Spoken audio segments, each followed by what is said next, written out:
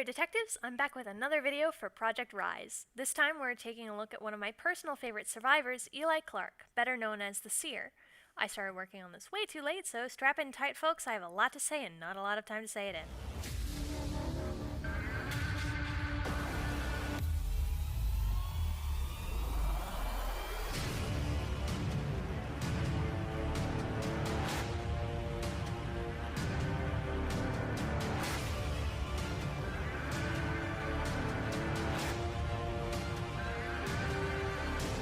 Per my usual pattern, let's talk a little bit about lore first. Survivors aren't based so much on people of life or legend like a lot of hunters are, such as Antonio or the Ripper, so there's not really a lot to go on in that direction, but that doesn't mean there's nothing to this character. Something I notice a lot in the fandom is that the fandom portrays him as being connected to Haster, being a cultist. Yet, from the information we've been given in-game and the lack of symbology among all of his costumes, there's no evidence to connection between Eli and really any other character so far in the game. Rather than the Eldritch mythos, the Seer actually brings in an element of an entirely different culture. His deductions mention druidry and a character that's declared to be from Welsh mythology.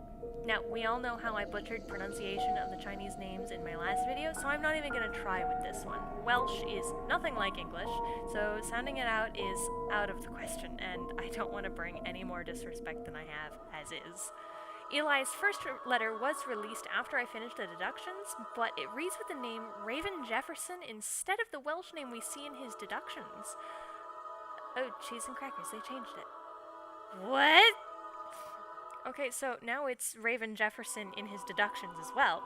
I went hunting around to make sure I'm not crazy. On the Gamepedia page, it's also changed, but the fandom.com version of this character page still has the Welsh name, so I promise I'm not crazy. They had to have updated this at some point or another.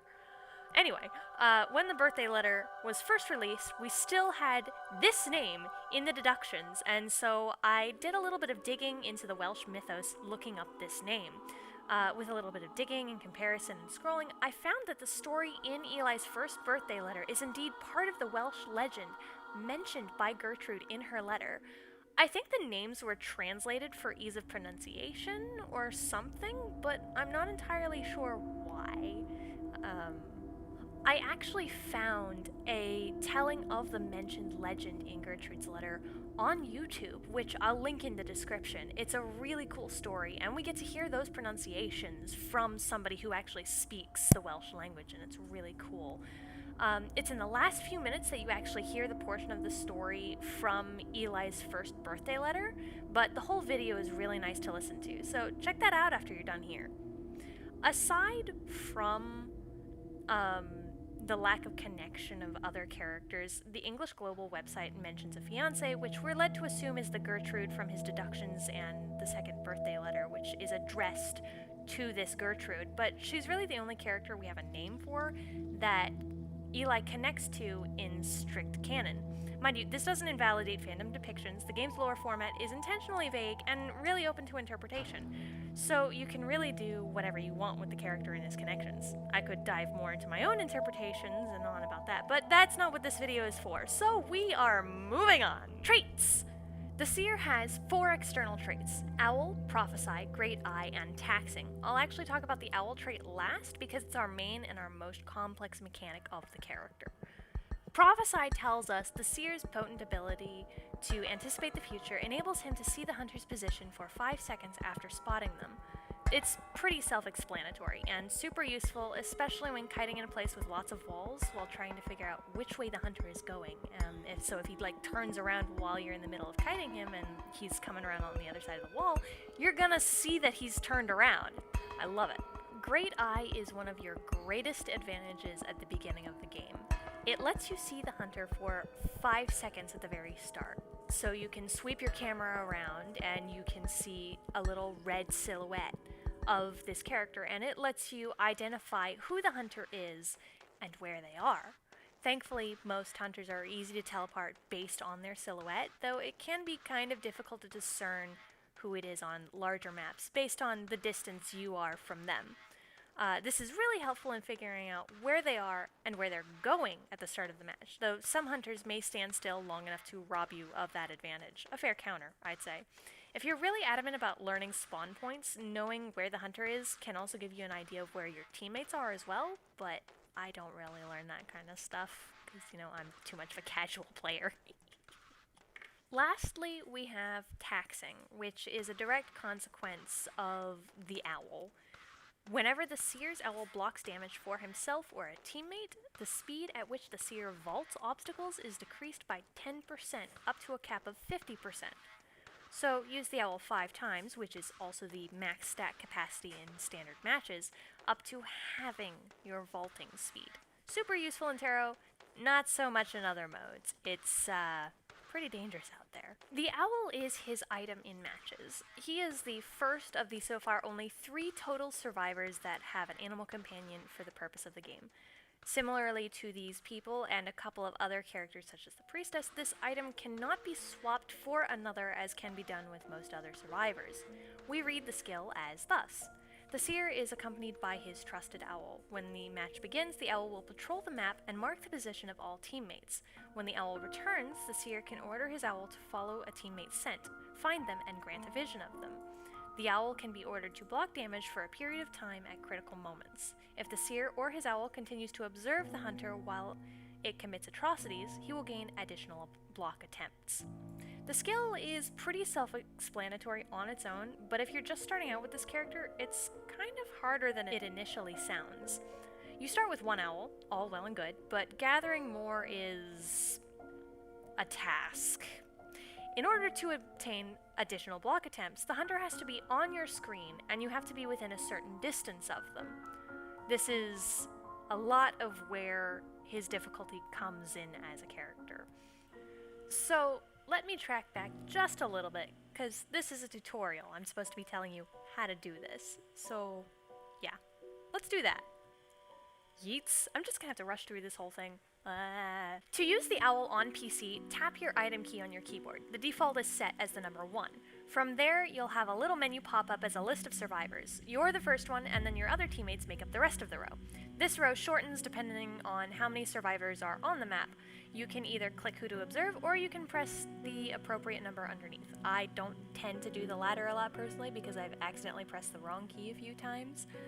Keep in mind, pressing the key for one of your teammates only lets you watch what's happening to them. It doesn't actually protect them. You have to tap the 1 key again to actually protect them. You can press escape to cancel the skill and close the menu, but be careful that you don't accidentally press the skill key while you're trying to run away, else you'll end up using the owl accidentally. I have done this a few times. Oops.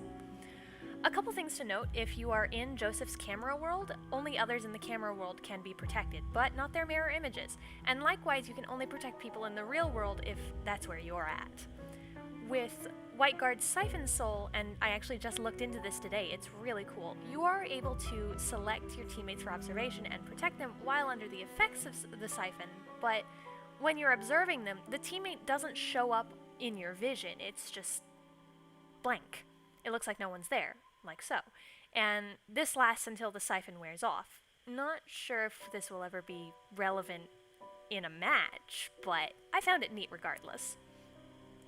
Now, when it comes to using the owl, a lot of it is about timing, and I mean this very seriously. You can set the owl at any time, but a standard strike to it causes the hunter to enter the recovery motion. And because of this, a lot of hunters will wait out the protection time and strike as soon as it's gone. Be careful against hunters with half-damage attacks such as Soulweaver's Web Shot or the Ripper's Fog Blades, as they can remove the owl's protection without triggering a recovery animation and still land a hit on whoever you're trying to protect. Spectating your teammates is very helpful with the timing of your owls. When you send an owl to someone, you have a window of about 20 seconds that you can watch before she returns to you and has to rest, activating a cooldown of about 20 seconds. Sometimes you just send an owl immediately, especially if the hunter is right on top of them, but what you really want to do is take advantage of that time you have and watch. During this time, your focus should be on the hunter, not the survivor you're actually observing. What you're looking for is the drawback for a swing. Every hunter has one. It's easier to see on charged attacks, but there's always a little bit of a tell for every hunter when they're starting to strike that really lets you know when they're about to try to hit your teammate. Hit the skill key right as you see the beginning of the attack motion, and you won't have to worry about the hunter trying to wait out the protection. Keep an ear out for your own heartbeat, though. The owl's icon turns red if the hunter is near you, warning you to get the heck out of dodge, especially if you don't use headphones or listen to the sound while playing. You don't get terror shocked if struck while observing, but it's still better to avoid getting hit. Learning the small tells for when a hunter is about to strike also really helps with trying to obtain the Seer's hidden achievement, which is called Change the Future. To obtain it, you have to achieve 2 instances of blocking an attack within 1 second of using the owl. This can be done to protect yourself or your teammates. See where the observation can come in handy?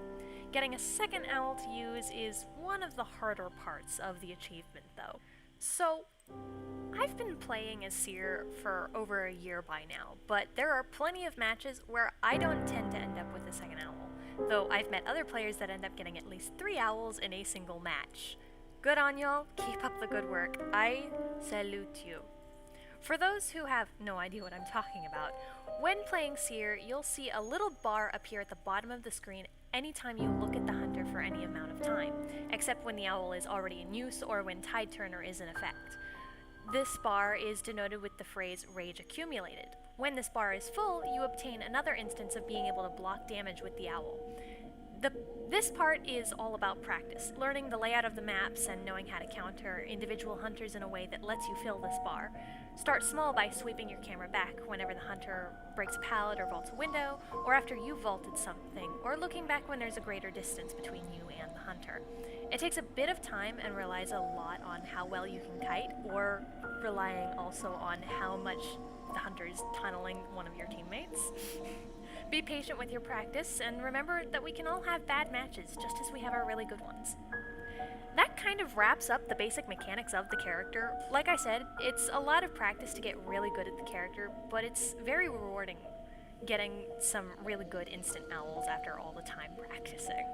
I've met a few Seer players that have mentioned having a new sense of intuition after a long time playing, and I find that really neat. Maybe you'll grow one as well. As an assist-type character, I do recommend teaming up with familiar people that will communicate with you during a match, and of course, being on call with them just ups your advantage. Just a few other quick things I want to mention before I wrap things up entirely here in this video. In Blackjack, you don't actually start with an owl, which I find really annoying, and it makes him really hard to play, unless you're really skilled with the character and with your kiting. And every single round, you go back to 0 stacks of the owl. I mean, Gravekeeper gets a shovel every round, and Cordy gets a gun. I don't really get the logic behind that decision at ease, but I'll digress for now. I'm still gonna gripe about it. Terra mode, you start with an owl like usual, and I think they've actually shortened the accumulation time, which is really neat. Either way, he's a very viable character as both a squire and a king, so go have fun out there. Now be free, my owlets. Go assist your friends, and be proud of your efforts! Good luck, and I'll see you in the next video. Toodles!